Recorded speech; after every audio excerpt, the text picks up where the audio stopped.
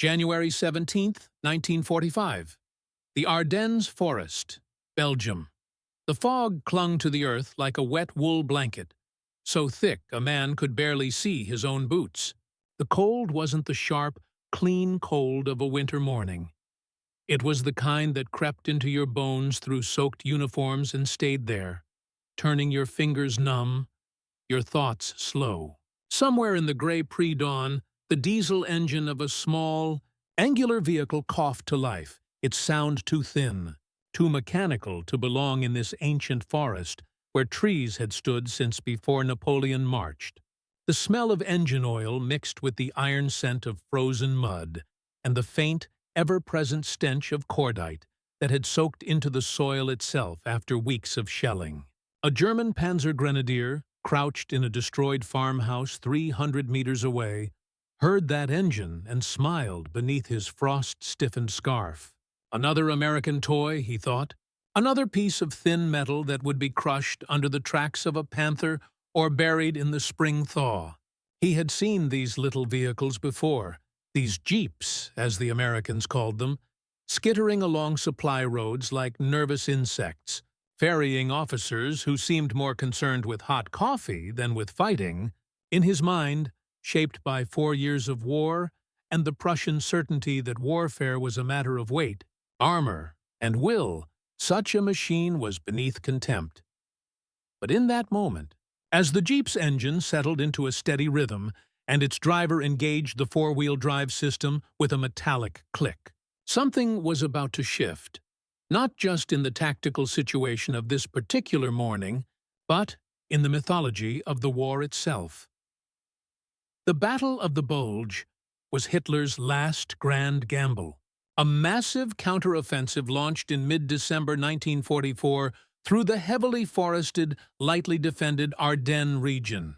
The plan was ambitious: split the Allied lines, capture the vital port of Antwerp, encircle and destroy 4 Allied armies, and force the Western powers to negotiate a separate peace. For 2 weeks, German forces had driven forward with a ferocity that shocked Allied commanders. Entire American regiments were surrounded. Supply lines were cut. The weather, an unbroken ceiling of gray clouds that grounded Allied air superiority, seemed to be on Germany's side. Yet by mid-January, the offensive had stalled. The German advance, initially measured in kilometers per day, had slowed to meters. Fuel shortages, fierce resistance, and the inevitable arithmetic of logistics had begun to strangle the attack. But the Wehrmacht still held positions deep inside Allied territory. Their tanks and artillery dug into the frozen hills. Their supply columns, stretched across roads turned to rivers of mud by the thaw that followed the New Year freeze. It was in this environment, neither fully winter nor fully spring, a landscape suspended between ice and liquid, that the true character of industrial warfare revealed itself. Not in dramatic tank duels or heroic charges, but in the grinding, unglamorous struggle to move fuel, ammunition, food, and wounded men across impossible terrain. The German soldiers who laughed at the Jeep in those early encounters were not fools. They were veterans, men who had fought across Russia, North Africa, and France, who had learned to measure a vehicle's worth by its ability to survive artillery, cross trenches, and carry meaningful weight. When they first saw the Willys MB, the quarter-ton truck that the Americans produced by the hundreds of thousands, it seemed almost absurd. It weighed 1,400 pounds without cargo, less than half the weight of a German Kubelwagen. Its armor consisted of thin sheet metal that wouldn't stop a pistol round. Its hood was so low that mechanics joked you could work on the engine while sitting in the driver's seat. To eyes trained on the Teutonic philosophy of engineering, where robust meant heavy, where quality meant complexity, the Jeep looked like something assembled in a weekend by enthusiastic amateurs. German intelligence reports from 1943 described it as a light reconnaissance vehicle of limited utility, suitable only for paved roads and courier duties.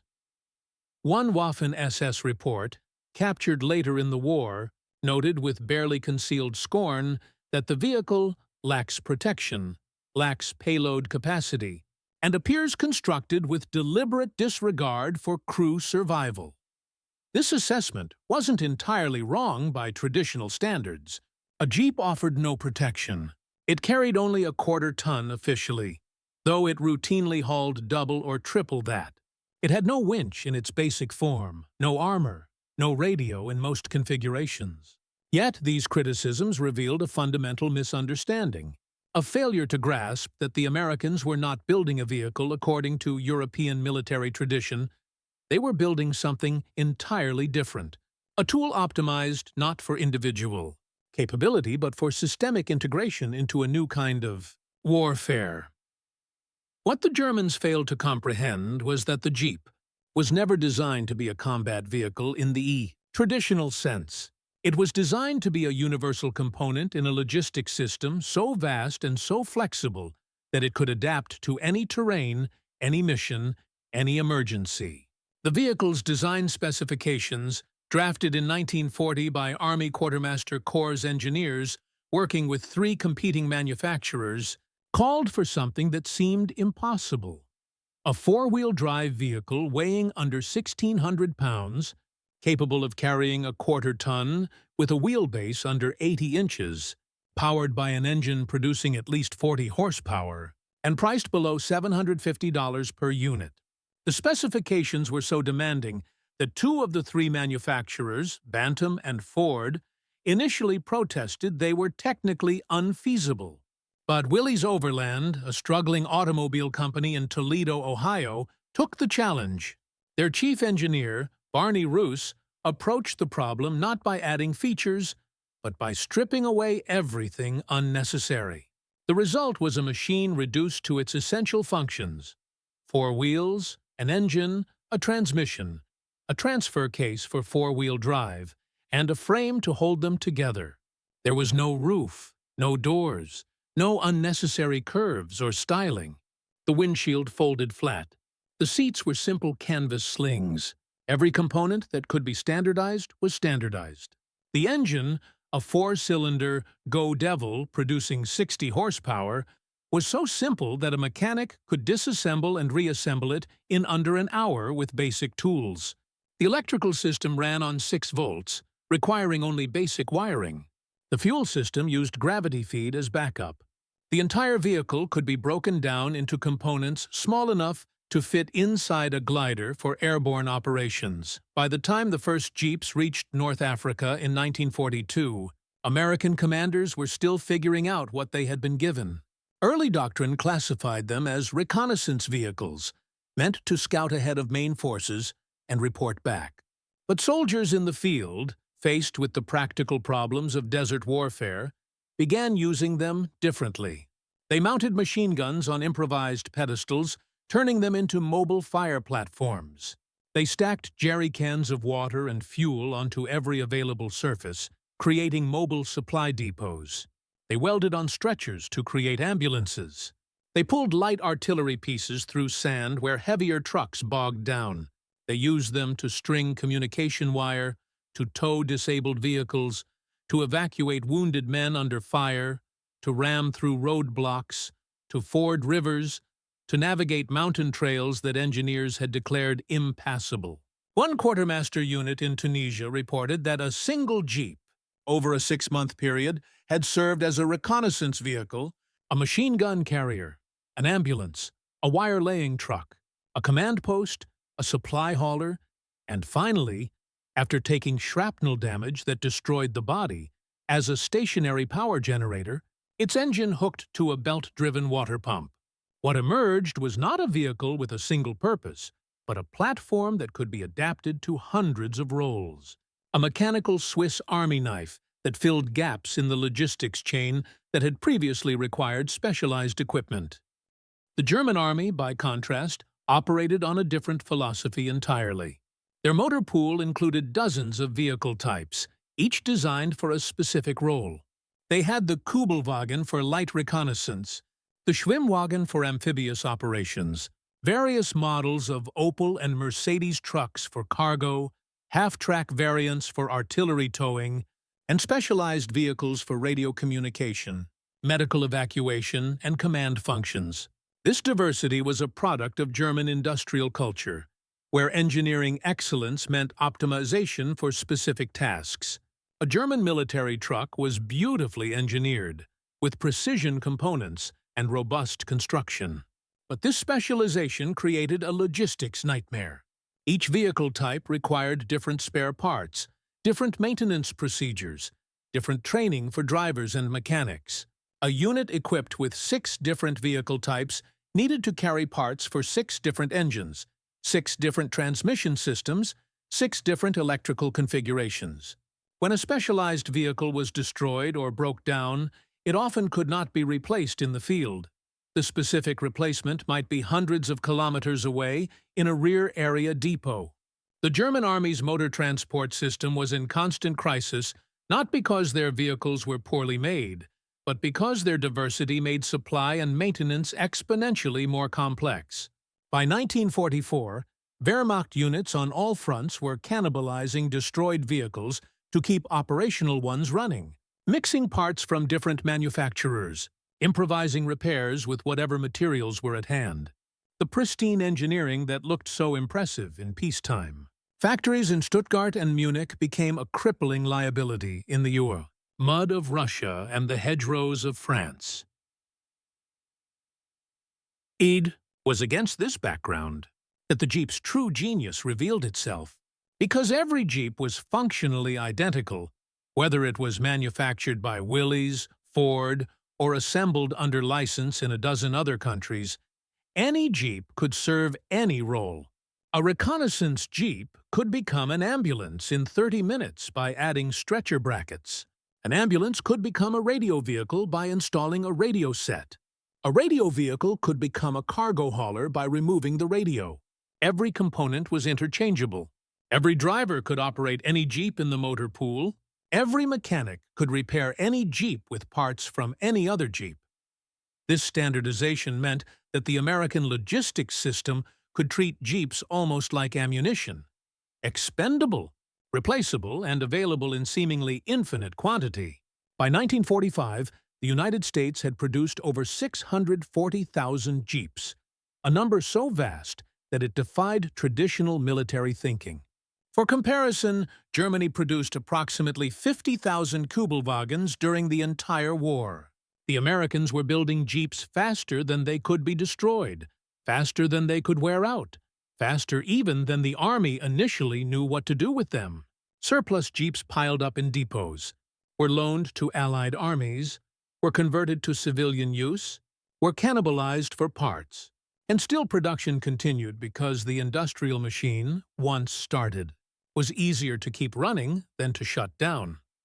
When the Germans launched their Ardennes offensive in December 1944, they were betting on winter, on snow and ice that would freeze the ground, harden the roads, and allow their panzers to move quickly through terrain that was impassable in other seasons. The initial attacks came during the coldest period, when temperatures dropped well below freezing and the ground was iron-hard. Under these conditions, German armor moved relatively well. But Hitler's timetable was based on optimistic assumptions about Allied response time, fuel availability, and weather. By early January, all 3 assumptions had collapsed. The Americans rushed reinforcements north from Patton's Third Army. The Luftwaffe's fuel reserves, already critically low, were burned through in a few days of intensive operations. And most crucially, the weather changed. On January 3rd, temperatures rose above freezing for the first time in weeks. Rain began to fall, mixing with the snow, turning roads into streams of liquid mud. The thaw continued intermittently for days, creating conditions that German logistics officers described in their reports as catastrophic.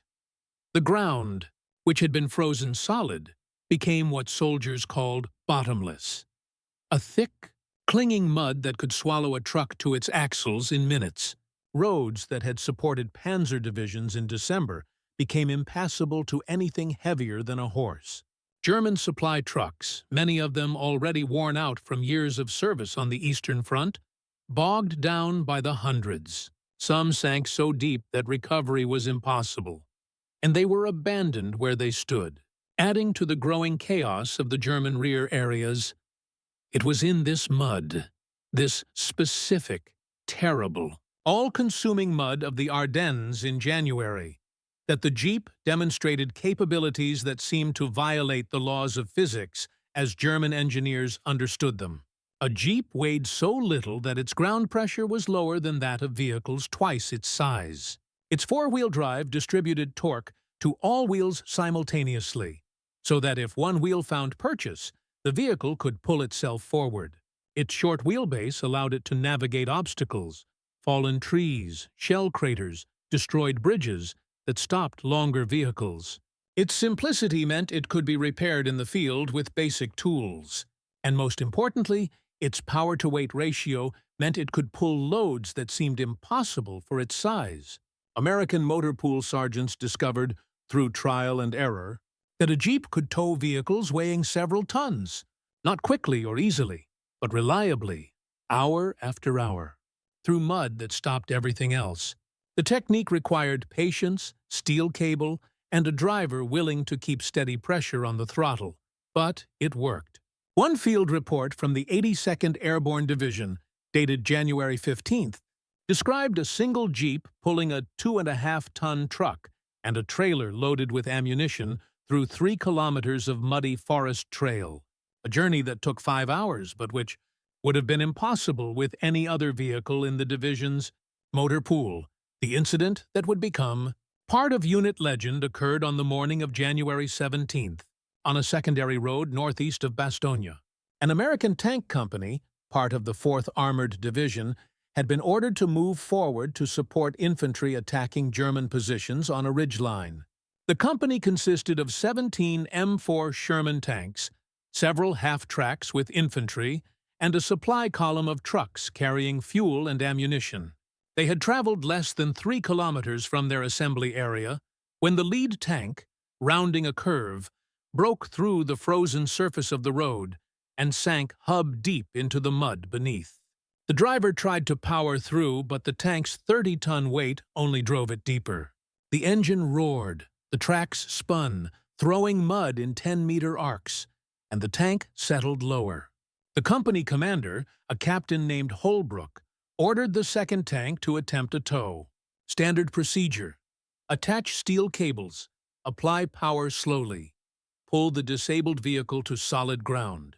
But when the second Sherman moved into position and began to pull, its own tracks lost traction.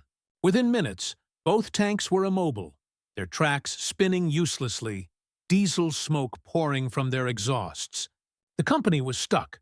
Behind them, the supply column halted. Ahead, the infantry waiting for armor support was pinned down by German machine gun fire.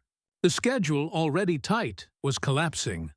Holbrook radioed for a tank retriever, but the response was not encouraging. The nearest M32 armored recovery vehicle was 15 kilometers away, supporting another unit, and wouldn't be available for at least 6 hours, possibly longer. 6 hours meant losing daylight. It meant the infantry would have to withdraw.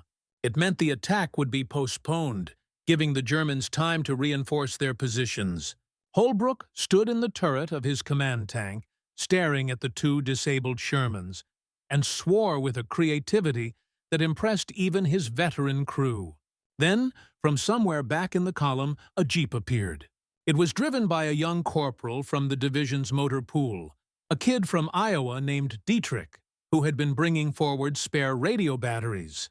Dietrich had heard the commotion and driven up to see what was happening. He looked at the stuck tanks, looked at the captain's expression, and said something that under normal circumstances would have gotten him laughed out of the army. He said he could pull them out. Holbrook's first reaction was exactly what you would expect: incredulity shading into anger at what seemed like insubordination or perhaps shell shock. The idea that a vehicle weighing less than 1.5 tons could move a 30-ton tank was absurd on its face. Basic physics argued against it. Common sense argued against it. 4 years of military experience argued against it. But Dietrich was insistent. He had done it before, he said, back during training exercises in England. Not with tanks exactly, but with trucks stuck in coastal mud. The trick was leverage, patience, and keeping steady pull without breaking traction. Holbrook, with nothing to lose except time he was losing anyway, told him to try. What followed was a masterclass in applied physics and stubborn persistence that would be retold in division motor pools for the rest of the war. Dietrich positioned the Jeep 30 meters ahead of the first Sherman, on a section of road where the frozen surface was still intact. He unspooled a 60-meter steel tow cable, the heavy kind used for tank recovery, far too thick for the Jeep's standard tow hitch. He shackled one end to the Sherman's front tow eyes and the other to the Jeep's reinforced rear bumper, bypassing the hitch entirely. Then he engaged the Jeep's four-wheel drive, shifted into the lowest gear, a reduction so extreme that the vehicle's maximum speed was barely walking pace, and began to apply throttle. The cable drew taut. The Jeep's tires compressed slightly as the weight came on. For a long moment, nothing happened. The tank sat motionless in its hole of mud, 40,000 pounds of steel and machinery refusing to budge. Then, almost imperceptibly, it shifted. Not forward yet, but settling, compacting the mud beneath it. Dietrich held the throttle steady. The Jeep's engine, designed to run at constant load for hours, settled into a droning rhythm. 5 minutes passed. 10. The assembled tankers and infantrymen watched in silence, a silence born of disbelief and growing fascination. Then the Sherman began to move, not in a sudden lurch, but in a slow, grinding crawl, its tracks finding purchase against the compacted mud, inch by inch, foot by foot, until after 20 minutes of steady pull, it rolled up onto solid ground. The watching soldiers began to cheer, but Dietrich wasn't finished. The second Sherman was deeper in the mud, settled at an angle with its left track almost completely buried. Dietrich repositioned the Jeep, consulted with the tank's driver to coordinate power from the tank's engine with the Jeep's pull, and began again. This time the process took longer, nearly 40 minutes, but the result was the same. The tank emerged from the mud like a surfacing submarine, shedding pounds of clinging muck from its tracks and hull. By the time Dietrich had finished, a crowd had gathered. Tankers, infantrymen, even a major from division headquarters who happened to be passing and stopped to watch. The major asked Dietrich how much weight the Jeep could actually tow. Dietrich, with the quiet confidence of someone who had discovered a truth through practice rather than theory, said he didn't know the limit. He'd pulled 2 tanks that morning. He figured he could pull a third if needed. Someone in the crowd, accounts differ on who, said the Germans had been laughing at the Jeep, calling it a toy. Someone else said they should send Dietrich to Berlin to pull Hitler out of his bunker. The laughter that followed was the laughter of men who had been given a gift. Not just mobility restored, but proof that their equipment, their industry, their system worked in ways the enemy couldn't match. News of the incident spread through the division within hours, carried by radio operators, supply sergeants, and infantrymen rotating to rear areas. By evening, versions of the story had reached other units. By the next day, it had been embellished, exaggerated, transformed from a single incident into multiple incidents, from 2 tanks into 5, from mud into quicksand. But beneath the exaggeration was a core truth that no embellishment could improve. The little vehicle that the Germans dismissed as a toy had accomplished a task that should have required specialized heavy equipment. More importantly, it had done so not through superior engineering in the traditional sense, but through a different approach to the problem. An approach that valued adaptability over specialization, simplicity over complexity, abundance over perfection. The symbolic weight of this incident extended far beyond tactical utility. For German soldiers watching American supply columns in the winter of 1945, the Jeep became a visible manifestation of an industrial capacity that dwarfed their own. A Wehrmacht logistics officer, captured near Houffalize in late January, told his interrogators that the greatest shock of the Ardennes offensive was not American firepower or tactical skill, but the sheer quantity of vehicles. Every American unit, even small infantry detachments, seemed to have jeeps available for every conceivable task. They ferried company commanders to battalion headquarters. They brought hot meals to forward positions.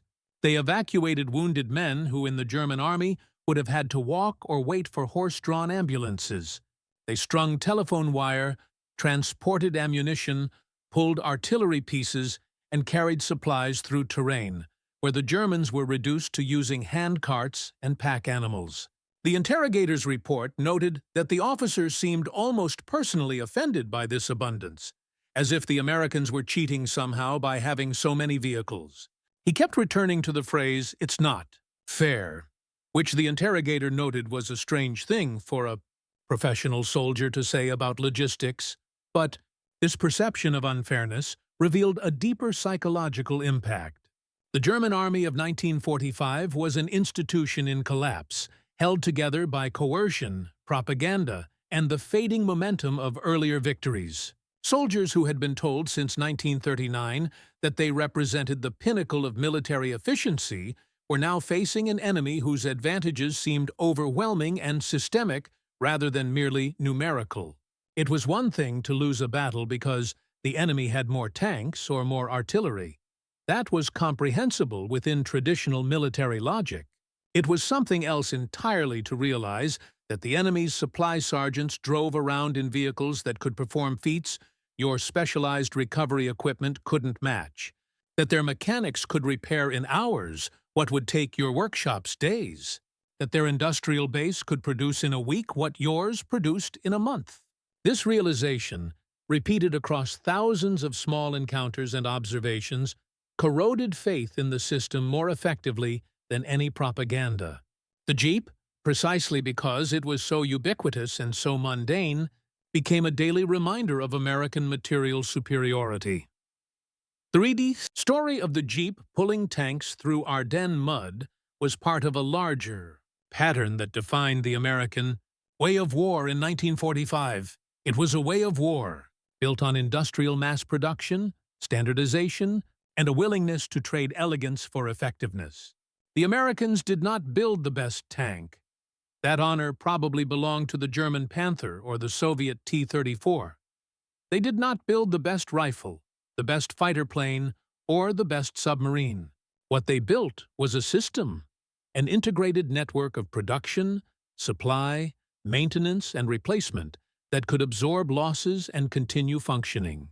A Sherman tank was inferior to a Panther in armor and firepower, but the Americans could produce 5 Shermans in the time it took Germany to produce 1 Panther. A Jeep was inferior to a Kübelwagen in build quality and durability, but the Americans could produce 10 Jeeps for every Kübelwagen, and those Jeeps could be repaired by any mechanic with basic tools rather than requiring specialized parts and training.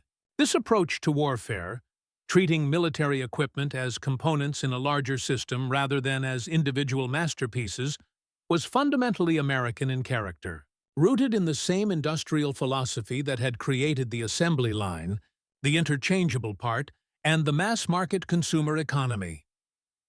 German engineers and officers, trained in a different tradition, struggled to comprehend this philosophy. A German military engineer in 1945 looked at a Jeep and saw a vehicle built with deliberate disregard for quality. Thin metal, simple components, minimal protection, basic design. An American engineer looked at the same vehicle and saw optimal design. Every unnecessary element removed. Every component standardized for easy replacement. Every feature chosen to maximize producibility and field utility. Both perspectives were technically correct, but they led to radically different outcomes. The German approach produced vehicles that were individually superior in many respects, but which collectively formed a logistics nightmare. The American approach produced vehicles that were individually unremarkable, but which collectively formed a system of overwhelming effectiveness. A German panzer division in 1945 might have better tanks than an American armored division. But the American division could sustain operations far longer because its supply system was simpler, more flexible, and supported by an industrial base that treated mechanical components as renewable resources rather than precious artifacts. This philosophical difference extended beyond vehicles to the entire structure of American military logistics. The United States military in World War II operated what historians have called the warehouse army, a system where supplies were not carefully rationed and conserved, but deliberately overproduced and distributed with generous margins for waste and loss. American units received far more food, ammunition, fuel, and equipment than German units of equivalent size. This abundance was not accidental, it was policy. American logistics doctrine, shaped by officers who had studied the supply failures of World War I, emphasized that shortages degraded combat effectiveness more than waste degraded efficiency.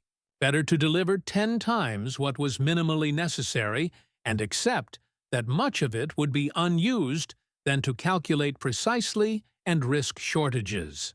This meant that American soldiers ate better, had more ammunition for training and combat, and could replace worn equipment more readily than their opponents.